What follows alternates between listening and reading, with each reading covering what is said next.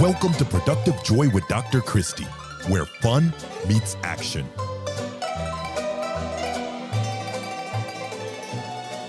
Hi, friends. Welcome to Productive Joy. I have a fabulous guest with me, Curtis McCullum, and I'm getting ready to tell you a couple fun things about Curtis. So Curtis is a dad of 3. He's been married 34 years.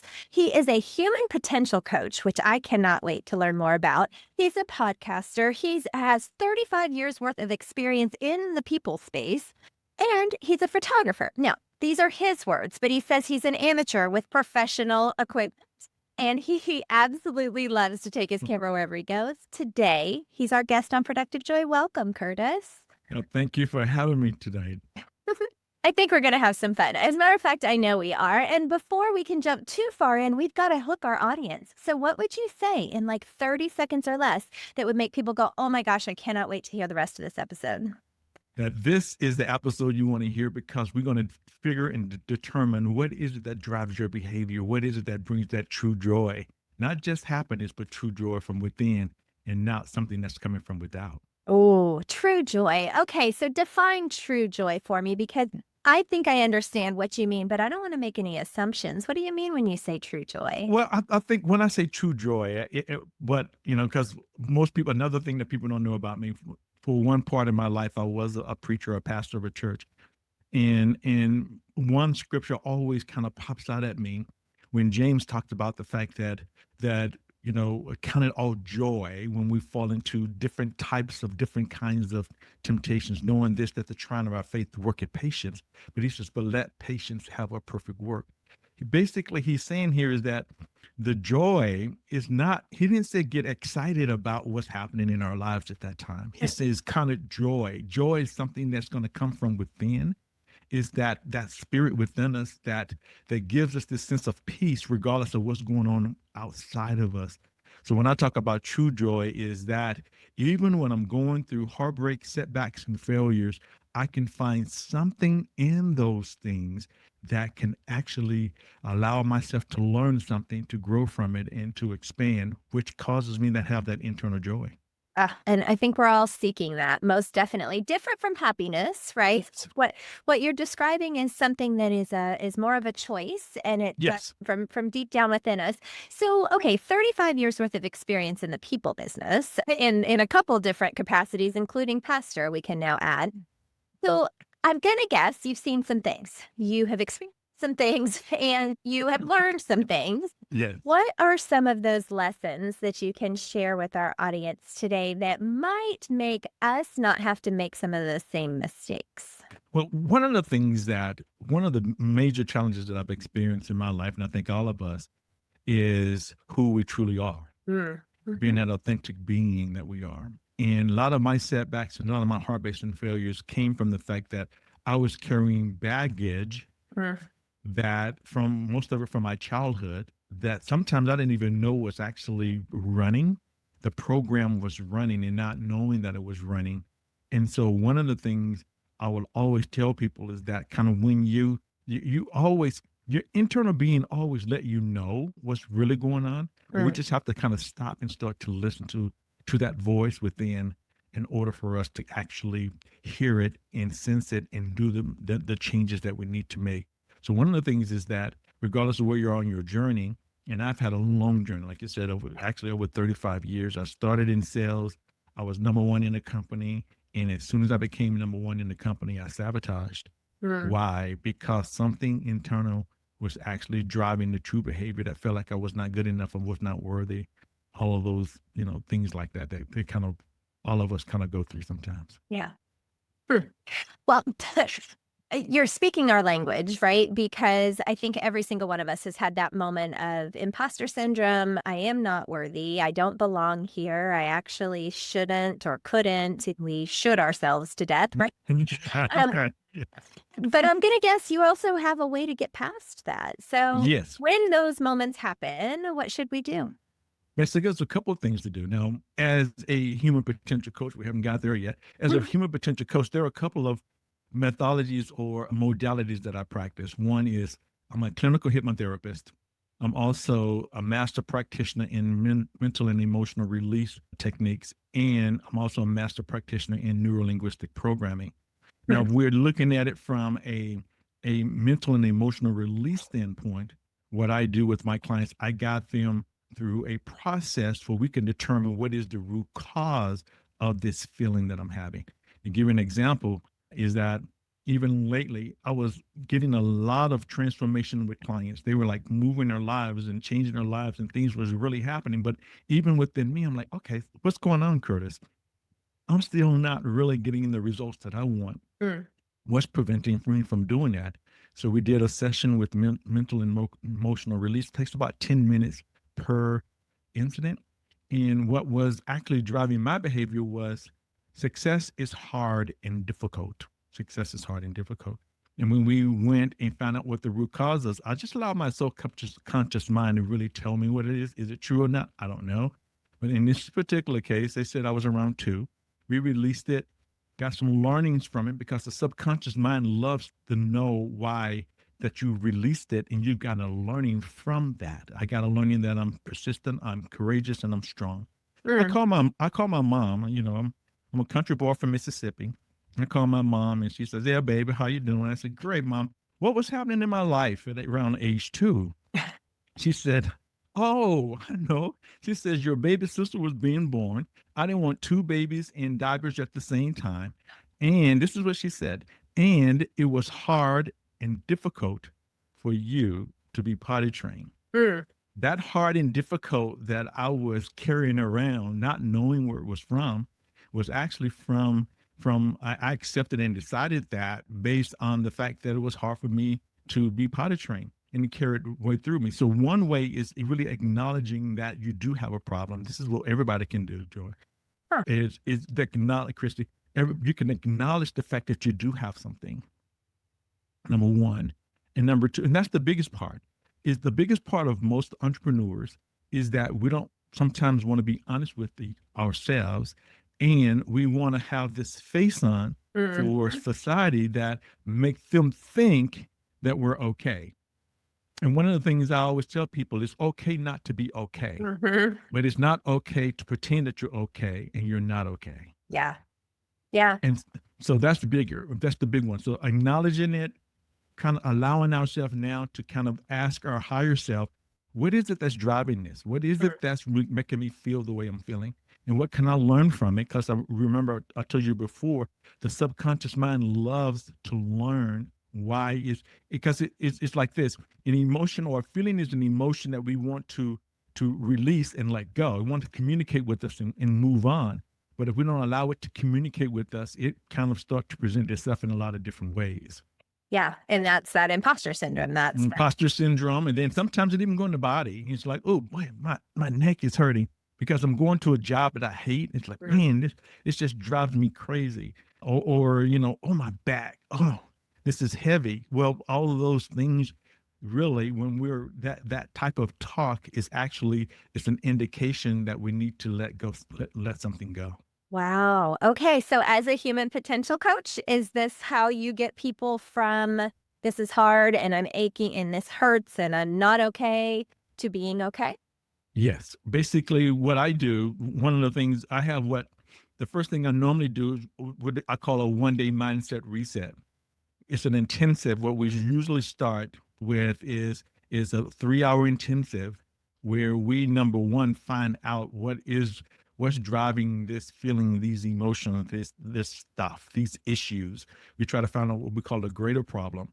And then once we find out what the greater problem is, number two, what we do, we release it through mental and emotional release and through neurolinguistic programming, through language patterns. We reframe it through with neurolinguistic programming. And then what we do to help condition the new behavior, we do I create a bespoke daily mental supplement, which is a meditation through hypnotherapy to kind of condition the new behavior that they can listen to for the next 30 days to kind of really, once this new behavior has been reprogrammed, we want to make sure it is now conditioned. So I've been interviewing people now. I've got over 200 episodes, and I have had a couple folks talk about the reprogramming of your brain and the importance of recognizing that you aren't stuck, that you can recondition, reprogram, etc. And yet, that's not necessarily the most popular opinion, right? A lot of people think this is the way I am, and I was born this way. Thank you very much. This is all I have to work with. How do you move people from this is the best I've got, this is who I am, Right. to actually, no, I'm not stuck? How do you push past that? Well, it's two things. Number one, a person has to recognize that they're stuck. Mm. Yeah, You just, acknowledgement. that's part of the learning. And this is one of the things that I've learned in neurolinguistic programming is that I have to respect a person's model of the world. Mm. See, and a person's perception is based on their model, and it's not true. So the first of all, once I kind of go into their world and basically, okay, it's not that I'm agreeing with what you saying that's true. I'm acknowledging the fact that what you believe is true, Mm. which is not true. I mean, it is not. I mean, even though if 3 people or 5 people see the same accident, they're going to all interpret it differently. Yeah. And then I think in the book of Flow by Mihaly Csikszentmihalyi, he talks about the fact that we have 200 bits of information coming to us every second. Wow. And we can only process about 164 bits of that stimulus, right? So out of 2 million bits, what 164 you're going to pull from, and what 164 I'm going to pull from? Guess it's going to pull from my beliefs, my values, how I grew up, all the things I've experienced. And guess what? I was born and raised in Mississippi during the 60s. So that my experiences, regardless of how similar they may be, is going to be totally different than yours. That means that my perception of the world is going to be different.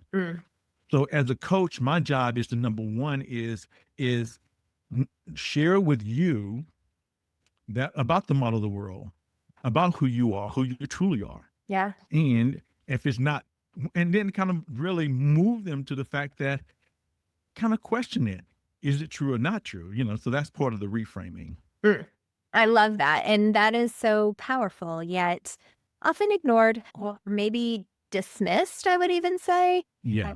Something that, oh, well, that doesn't apply to me or whatever. And you're talking to a bunch of leaders who want to find more productive joy in what they do, and they want to create more productive joy in what they do. So based on your experiences and the 164 that you've grabbed, how would you define productive joy? Productive joy is actually just I think it's like this for me is number one is not perfection, right? It's never perfection because we're always learning.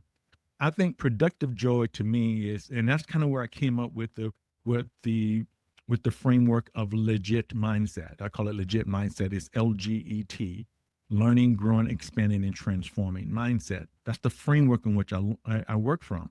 It's because I was always asking God. I call him God. You might call it universe. You might call it the creator. Whatever you call it. We're not want to get tied up on labels because that's just on your label, right?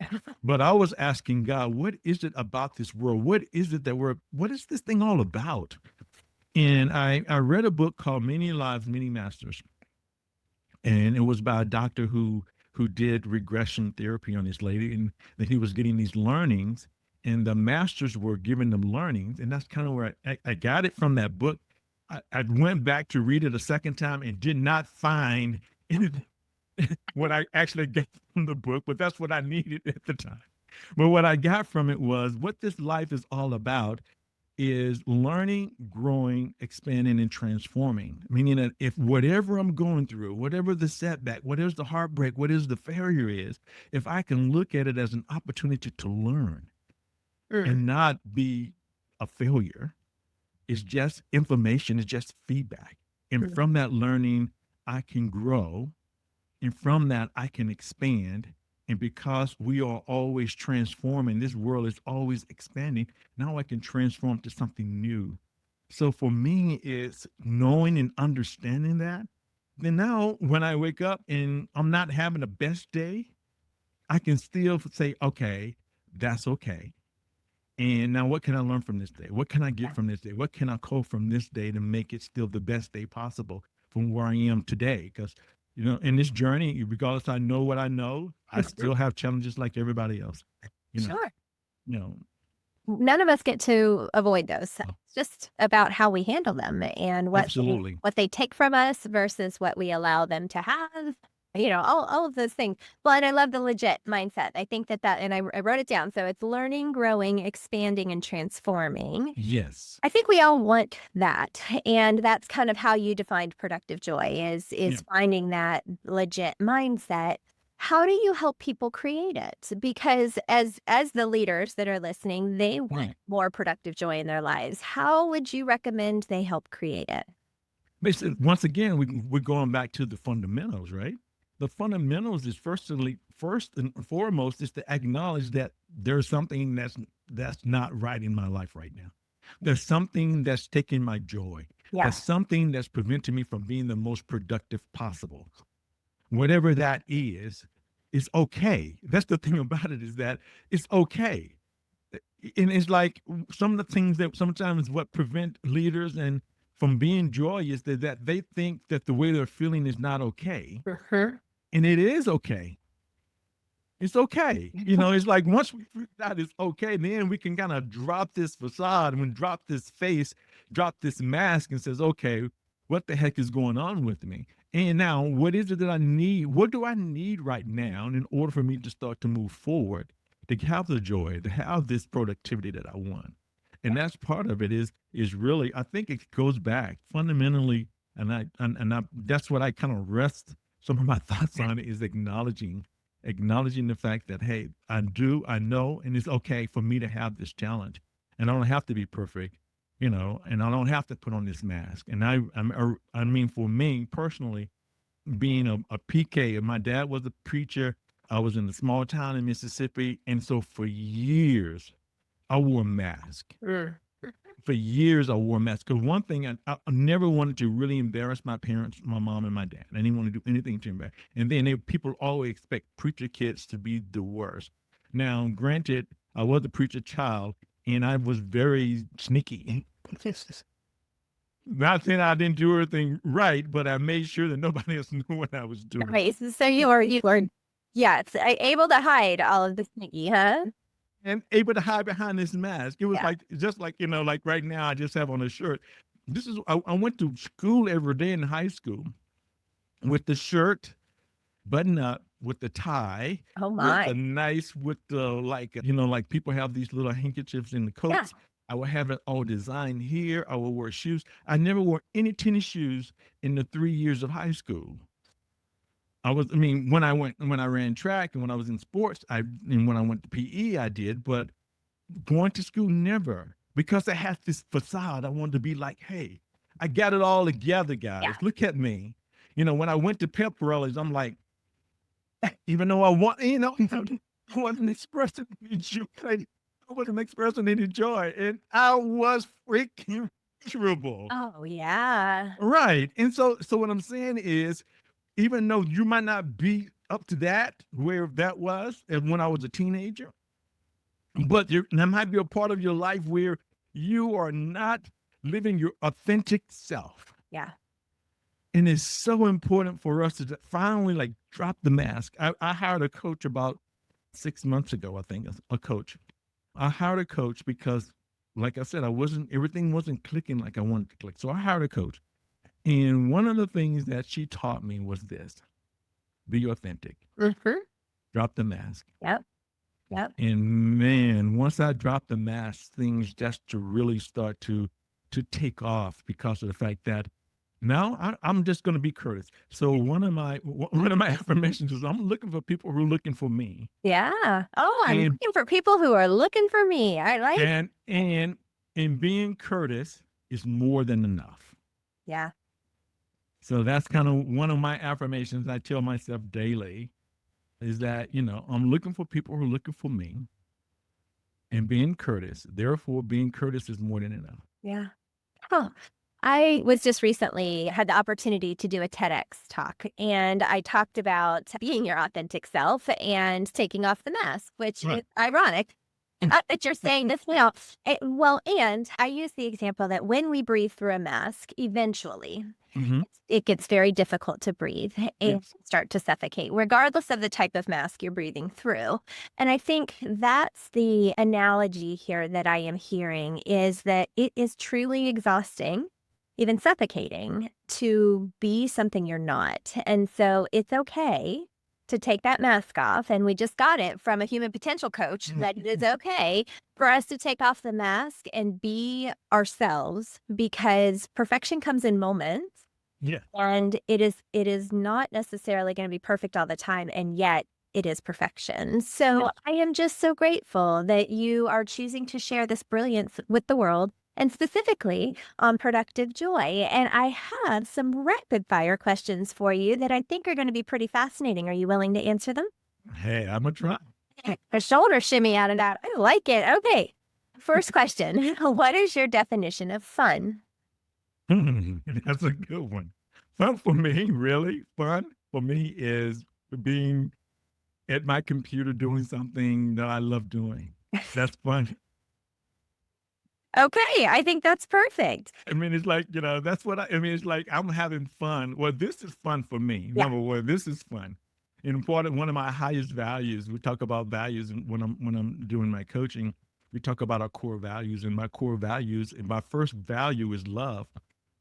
And then when you mention love, when I mention the label love, you might have your own definition of love. Sure. But mine is transference of energy that connects to the heart. Mm, And so when we're connecting, this is fun. We're yeah. connecting to the heart. We're not just high level stuff. This is really connecting. And this is joy. This is fun to me. I love it. Well, I'm glad. I am very glad. Okay, next question. Again, going to be fun. Do you know that you are showing up as your authentic self? Wow. When I'm empowered, Mm, when I was doing a meditation this morning. I told my wife I wanted to expand it. Is one on confidence. Hmm. And I'm showing people in that meditation how to anchor in the feelings of confidence, of in calmness, and showing up. When many years ago, I went to a Tony Robbins seminar. So it's about 35, 40 years ago. And we did the fire walk. And one of the things he did before the fire walk, he was anchoring in success and confidence and all of this. And that anchor is still there with me today. And one of the things that shows up is that feeling of confidence. So yeah, that's when I'm here in this position, doing what I love doing. Yeah. Leaning in. I love it. How do you channel your best self on your worst days? Stop. Mm, I stop to try to figure out what is it that's driving that behavior. What is it that feeling? You remember I told you earlier, is that a feeling is an emotion that wants to communicate with us and leave. And so I need to figure out what is it that my higher self is trying to communicate with me. yeah. And sometimes what happens is that, like, if I'm people don't understand how the body works. It's like this, the body works when you're moving. Movement really causes you to get out of a funk. Yeah.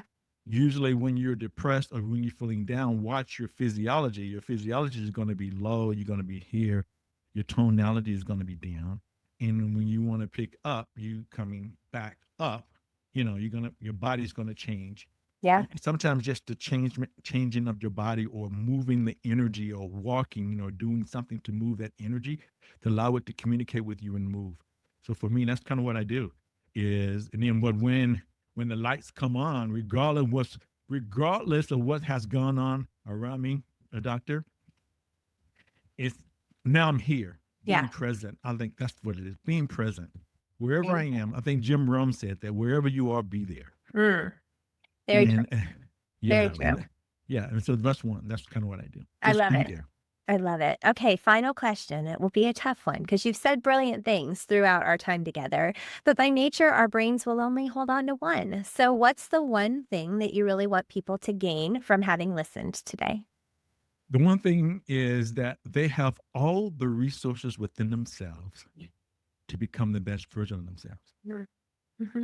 is that sometimes we forget that when we hit roadblocks, when we hit setbacks, when we have failures, we forget the resources that we have within. Yeah.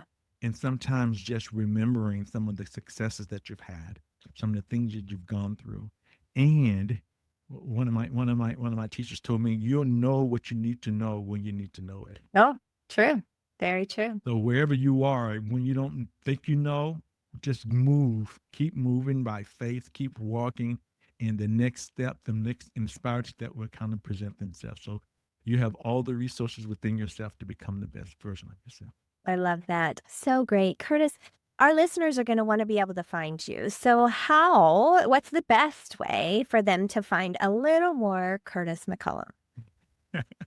Well, a couple of ways that definitely you can go to my website. You can go to curtismccullum.com or Bespoke Human Potential Coaching. That's one way to find me. Also, I'm on LinkedIn. I'm on YouTube. I'm on Instagram. I'm on all the social media platforms, the major social media platforms. I also have a podcast, The Curtis McCullum Show, which I probably will be changing around the first of the year to Legit Mindset, something of that nature. Oh, fun. Yeah, so it's going to be a little bit fun. So yeah, all the social media platforms, they can find me.